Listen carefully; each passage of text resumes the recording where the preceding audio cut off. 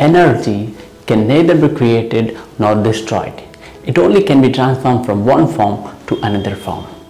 The students must have studied this in their 6th or 7th standard, but most of the people are not able to apply this law of conservation of energy into their own lives, and thus they are failing to apply a simple law into their lives. Let us see the case of a tube light.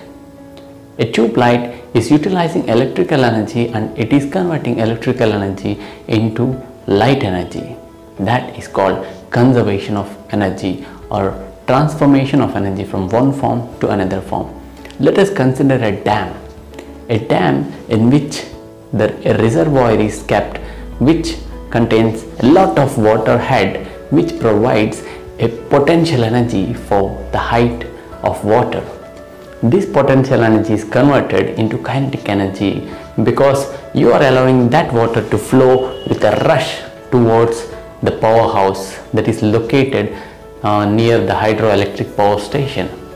Now potential energy initially converted to kinetic energy, and at the bottom there is what we call a turbine. This turbine is a mechanical device which converts the kinetic energy of water into mechanical energy. This turbine is coupled to a generator which takes mechanical energy as input and gives electrical energy as the output. Now let us examine the levels and how many stages this might have gone through. Potential energy, kinetic energy, mechanical energy, and finally electrical energy. This electrical energy is again transferred through transmission lines and distribution lines, and at the final load end or the consumer or customer end, the customer will use this electrical energy to convert into different forms of energy. Let us say in the kitchen we use it for mixie or grinder, where electrical energy is being utilized for conversion from electrical form to mechanical form. And in the form of tube lights, we are converting electrical energy into light energy. In the form of iron box or electric hair dryer or electric hair straightener, we are converting electrical energy into heat energy and whatnot. These are all forms of law of conservation of energy. Now let me try to explain the concept of divinity or God using the principle of law of conservation of the energy. Imagine God is like an everlasting or ever spread out form of energy throughout the universe or the cosmos. Now we are part of God's soul himself. We have the soul of God within ourselves. That is why, according to the great Hindu Indian tradition, people say Namaste, which means I honor or I recognize or I respect the God within you, and the other person responds with a Namaste too, saying that I also recognize, I also respect, I also admire the good or the God within you. Now, is that not a form of law of conservation of energy? It definitely is, because you are energy, God is a form of energy. Now, you are created, which means energy is created. It is not possible. According to the law of conservation of energy, energy can only be transferred from one form to another form.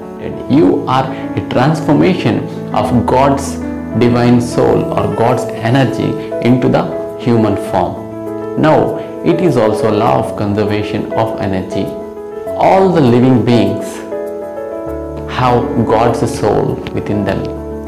Now, if you can take out the souls or the energy of all the living and non-living beings, give it a shape that is a part of God, that is a part of energy that is transformed from God. Similarly, let us say there is a physically handicapped person with a part of the body is missing. Now every part of the body will have some energy, and since it is missing, energy cannot be destroyed, so that form of energy is transformed into another form.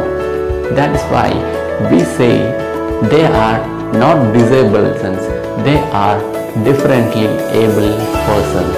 Energy. Since one part of the body is missing, the energy in that part of the body is converted into some other form, and this person with some disability or different ability will be able to do some other task with much more focus and much more attention. This is called law of conservation of energy. Now change of focus, just like a DSLR, is also law of conservation of energy.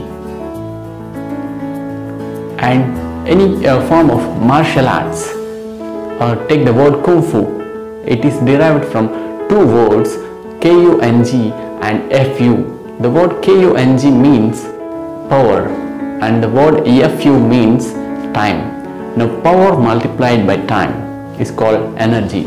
According to the laws of physics, energy is nothing but power multiplied over a time. Power into time is equal to energy.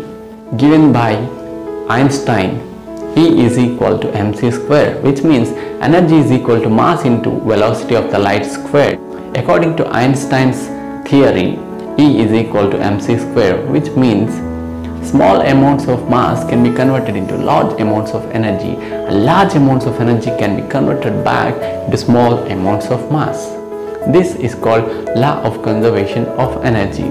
Now this law might be proposed by Einstein few hundreds of years ago, but in Hindu tradition it was already existing since quite a long period of time, even before Einstein has told us.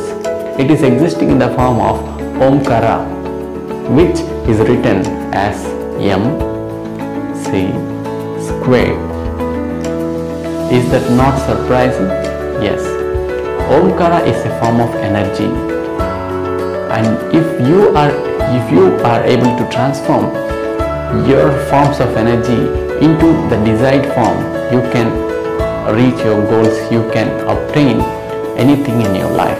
All you need to do is divert the forms of your energy onto a specific goal, and then see what a power of focus, a power of direction, or a power of transferring energy or transmutation of energy can do. Just like a small piece of magnifying glass focuses the sun's rays onto a piece of paper and makes it burn. Can you burn the same paper by letting it lie down in the hot sun for a complete day? No, not at all, because there lies the power of focus. With the power of focus, you can transform the light energy and intensify it to burn a paper. Same is the true with you also. This is the beauty of law of conservation of energy.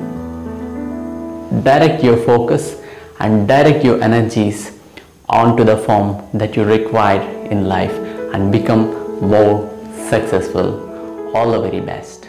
Bye bye.